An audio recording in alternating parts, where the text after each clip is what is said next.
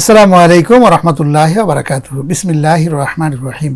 এই মুহূর্তে বাংলাদেশ সহ বিশ্বের অগণিত দর্শক শ্রোতা যে প্রান্তে বসে আপনারা বাংলা ভিশন দেখছেন, আমি এইচ.এম. বরকতুল্লাহ আপনাদের সকলকে জানাচ্ছি শুভেচ্ছা এবং অভিনন্দন।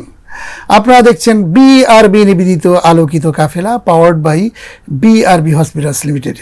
অনুষ্ঠানের প্রারম্ভে মহান স্রষ্টা আল্লাহ তাআলার দরবারে শুকরিয়া আদায় করছি, আলহামদুলিল্লাহ।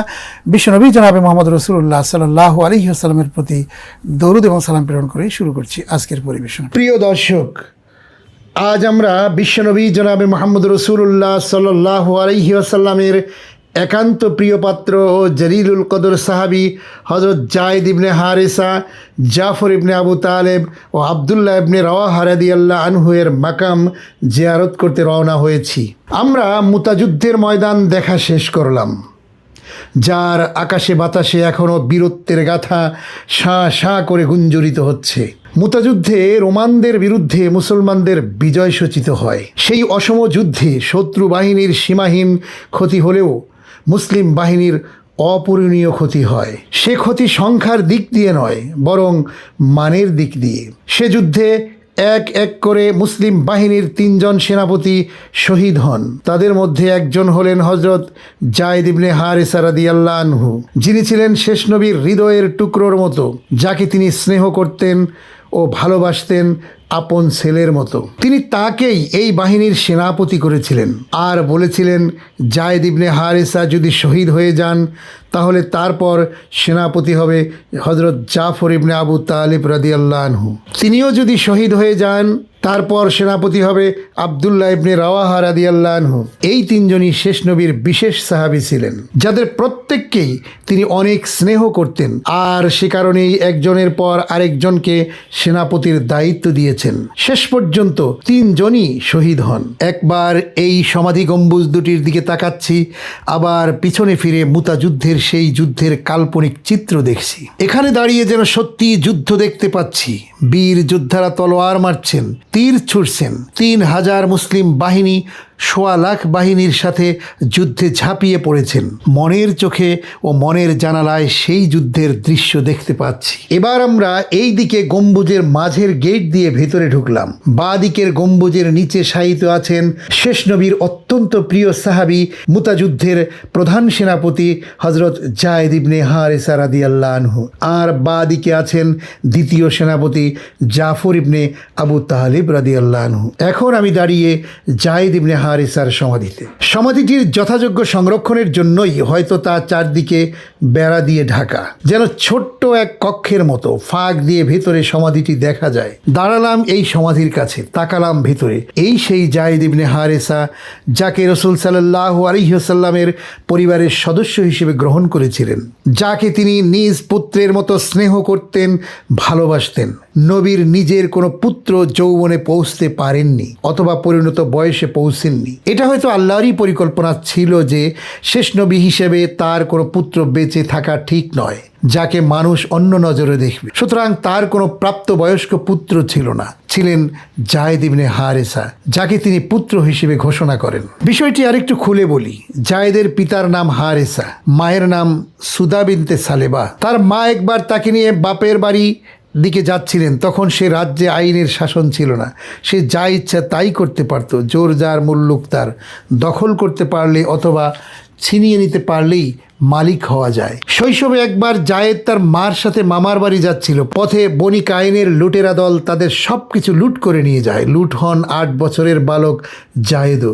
তখন লুট করা মানুষকেও লুটের মালের মতোই মনে করা হতো, কারণ সে লুটের মানুষকে দাস হিসেবে বাজারে বিক্রি করা যেত। তারা যাদেরকে লুট করে নিয়ে ওকাজ বাজারে দাস হিসেবে বিক্রি করে দেয়, সেই বাজার থেকে হাকিম ইবনে হিজাম নামক এক ব্যক্তি তাকে কিনে নেয়। এরপর সে তার ফুপু খাদিজাকে এই দাস বালকটি উপঢৌকন হিসেবে দেয়। খাদিজা তখন মক্কার এক ধনাঢ্য মহিলা। নবুয়তের পরে মুহাম্মদ সাল্লাল্লাহু আলাইহি ওয়াসাল্লামের সাথে তার বিয়ে হয়।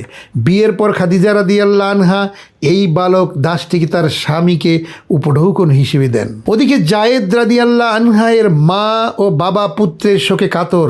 তারা চারদিকে ছেলের খোঁজ খবর নেন। এরপর হারেসা গোত্রের কয়েকজন লোক মক্কায় আসে কাবায় উপাসনা করার জন্য। উল্লেখ্য, ইসলামের পূর্বেও কাবা ঘরকে সম্মান করা হতো, কাবার তাওয়াফ করা হতো। সেই সফরে হারেসা গোত্রের লোকেরা জায়েদকে কাবা ঘরের কাছে দেখতে পায় এবং চিনে ফেলে। তারা বাড়ি গিয়ে হারেসাকে তার পুত্রের সংবাদ দেয়। এ খবর পেয়ে হারেসা পুত্রকে ফিরিয়ে নেওয়ার জন্য মক্কা আসে। সাথে নিয়ে আসে মুক্তিপণ, কারণ দাসত্ব থেকে তাকে ছুটিয়ে নিতে হলে মুক্তিপণ দেওয়া লাগবে।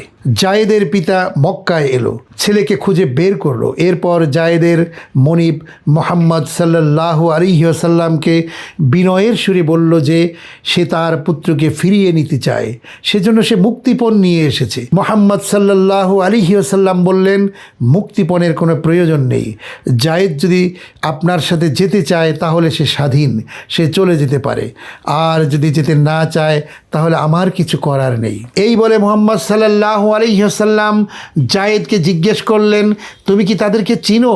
জায়েদ বলল, হ্যাঁ চিনি, উনি আমার পিতা হারেসা আর উনি আমার চাচা। তিনি বললেন, তুমি যদি চাও তাহলে তাদের সাথে চলে যেতে পারো, আর যদি চাও তাহলে থেকে যেতে পারো। তখন জায়েদ তাৎক্ষণিকভাবে স্বতঃস্ফূর্ত হয়ে জবাব দিল, আমি আপনার সাথেই থাকবো, আমি যাব না। জায়েদের পিতা বলল, জায়েদ তোমার সর্বনাশ হোক, তুমি বাবা মাকে ছেড়ে দাসত্ব বেছে নিলে। জায়েদ বলল, আমি তার কাছে এমন কিছু পেয়েছি যে তাকে ছেড়ে যাওয়া সম্ভব নয়। জায়েদের পিতা হারেসা বুঝতে পারল মুহাম্মদ সাল্লাল্লাহু আলাইহি ওয়াসাল্লামের নিকট সে বাবা মায়ের চেয়েও বেশি ভালোবাসা পেয়েছে।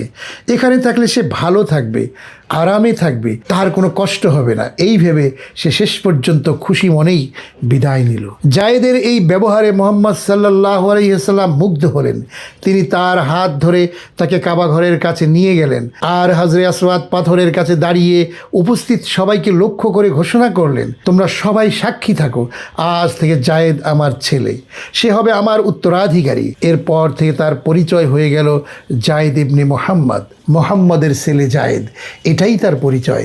এই পরিচয়ে মানুষ তাকে চিনত।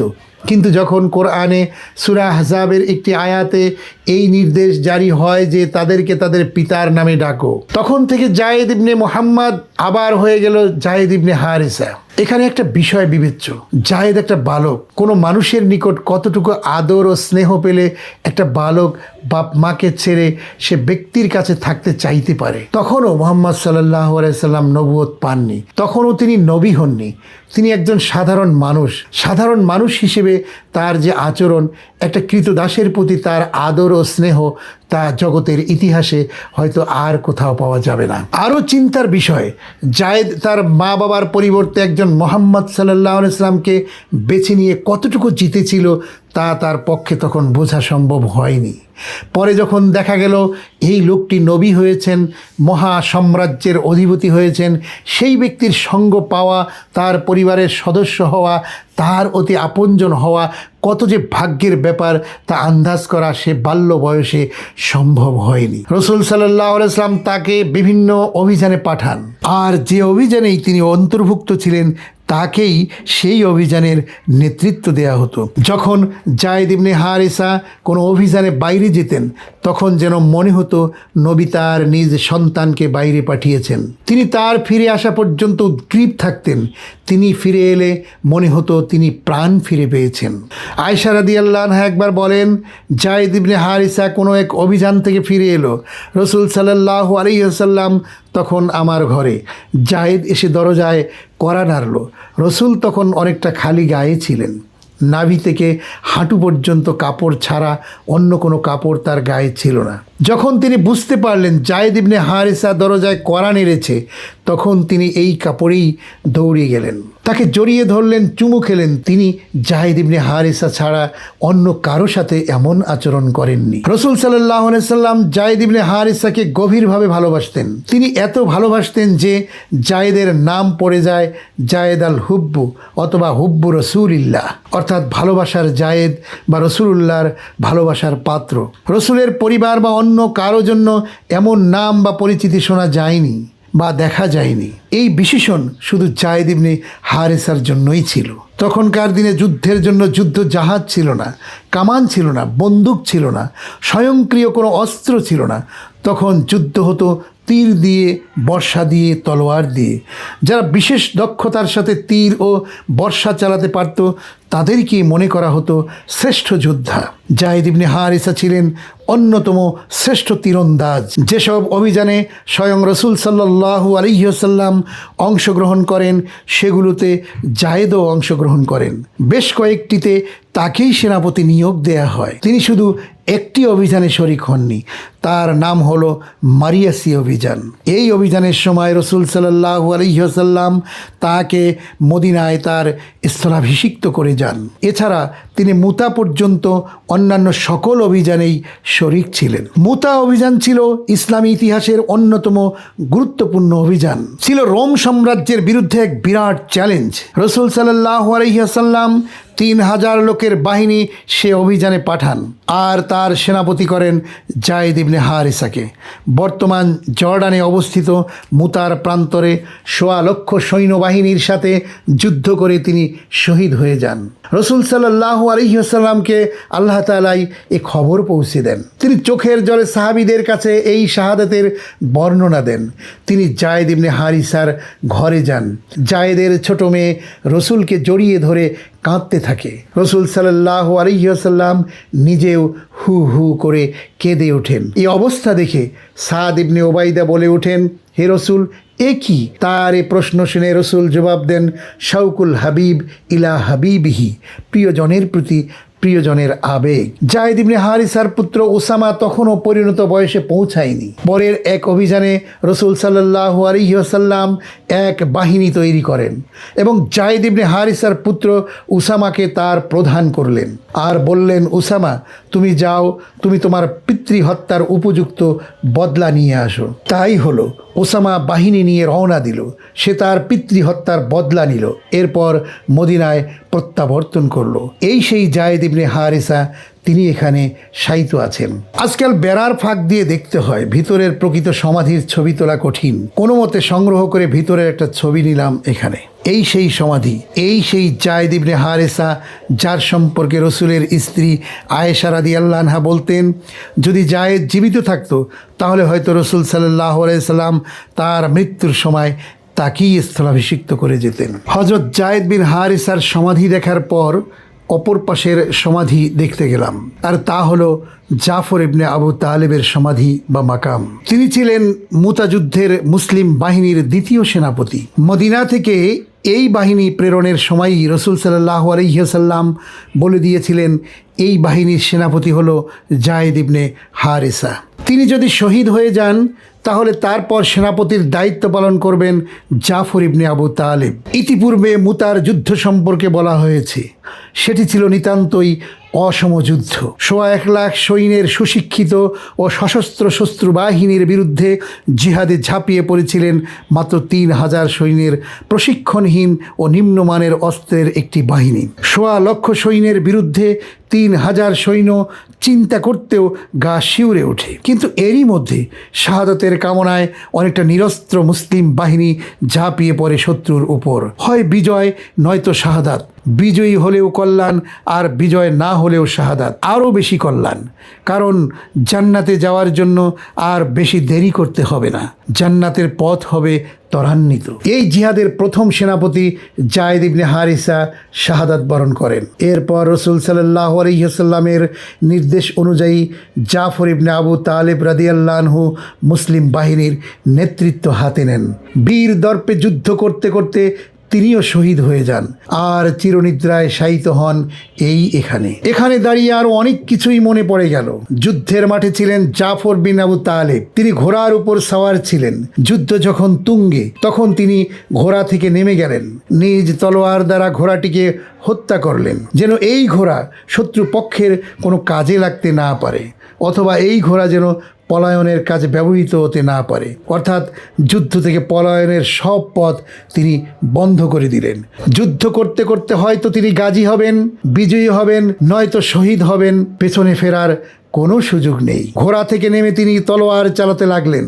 তলোয়ার দিয়ে আক্রমণ করতে করতে এবং শত্রু সৈন্যদেরকে হত্যা করতে করতে তিনি তাদের ভিতরে ঢুকে গেলেন। তিনি নির্ভয়ে একের পর এক শত্রু সেনা নিধন করে চলছেন। কিন্তু এমন সময় হঠাৎ একদিক থেকে একটি তলোয়ারের আঘাত লাগলো তার ডান হাতে।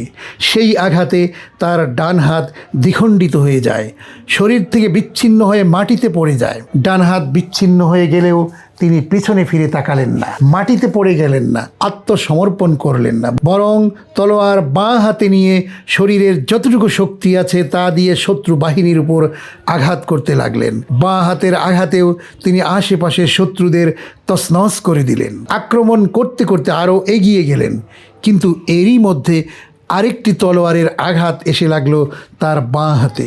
সেই আঘাতে তার বাঁ হাতটিও দেহ থেকে বিচ্ছিন্ন হয়ে গেল। তিনি হারালেন দুটি হাত, ডান হাত নেই, বাঁ হাতও নেই।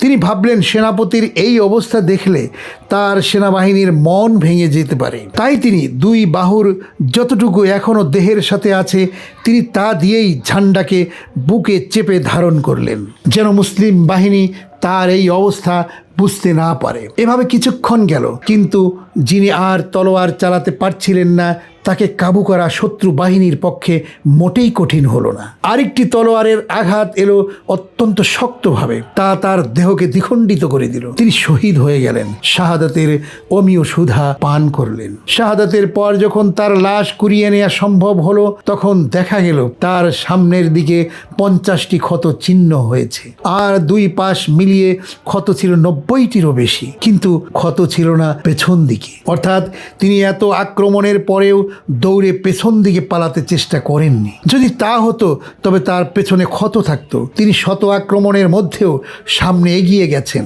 আক্রমণ চালিয়েছেন, শত্রু হত্যা করেছেন। রাসূল সাল্লাল্লাহু আলাইহি সাল্লামের চাচাতো ভাই জাফর ইবনে আবু তালেব তার শাহাদাতের খবর পেয়ে তিনি অত্যন্ত মর্মাহত হন। তিনি ছুটে যান তার বাড়ি, গিয়ে দেখেন জাফর ইবনে আবু তালেবের স্ত্রী অপেক্ষা করছে কখন তার স্বামী ফিরে আসবেন। তার সন্তানরাও সেই অপেক্ষায় আছেন। তিনি যখন তার সন্তানদের ডাকলেন, তারা দৌড়ে এসে আনন্দে তাকে জড়িয়ে ধরল। তারা মনে করল হয়তো রাসূল সাল্লাল্লাহু আলাইহি ওয়াসাল্লাম তাদের পিতার বিজয় ও আগমন বার্তা নিয়ে এসেছেন। রাসূল সাল্লাল্লাহু আলাইহি ওয়াসাল্লাম তাদের এই অবস্থা দেখে অত্যন্ত ব্যথিত হলেন। তিনি তাদেরকে জড়িয়ে ধরে চুমু খেতে থাকলেন, আর তার দু চোখ দিয়ে গড়াতে থাকে অশ্রু জল। এই অবস্থায় জাফর ইবনে আবু তালেবের স্ত্রী তাকে তার অশ্রু জলের কারণ জিজ্ঞেস করলেন। বললেন, আপনি কি কোনো দুঃসংবাদ পেয়েছেন? রাসূল সাল্লাল্লাহু আলাইহি সাল্লাম বললেন, আজই জাফর শাহাদাত বরণ করেছে। এই কথা শুনে তার সন্তানরা একযোগে কান্না শুরু করলো। তার স্ত্রীও কান্না সংবরণ করতে পারলেন না। রাসূল সাল্লাল্লাহু আলাইহি ওয়াসাল্লাম আর সেখানে থাকতে পারলেন না। তিনি চোখ মুছতে মুছতে বেরিয়ে গেলেন। জাফর ইবনে আবু তালেবের শাহাদাতের পর থেকে অনেক দিন পর্যন্ত রাসূল সাল্লাল্লাহু আলাইহি ওয়াসাল্লাম অত্যন্ত শোকাভিভূত, মর্মাহত ও বিমর্ষ ছিলেন। এরপর একদিন জিব্রাইল এসে তাকে সংবাদ দান করেন যে আল্লাহ জাফর ইবনে আবু তালেবকে তার দুটি কাটা হাতের পরিবর্তে নতুন দুটি রক্ত রাঙা হাত দান করেছেন, আর তিনি জান্নাতে ফেরেশতাদের সাথে উড়ে বেড়াচ্ছেন। এ কারণেই তার এক নতুন উপাধি জাফর আত-তয়্যার, অর্থাৎ উড়ন্ত জাফর। তার আরেকটি উপাধিও হয়, তা হলো জুলজানাহাইন, অর্থাৎ দুই ডানাওয়ালা।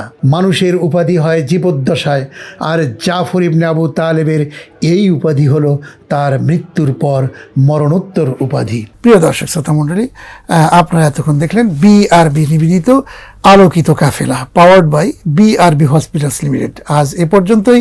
আল্লাহ হাফেজ। আসসালামু আলাইকুম ওয়া রাহমাতুল্লাহি ওয়া বারাকাতুহু।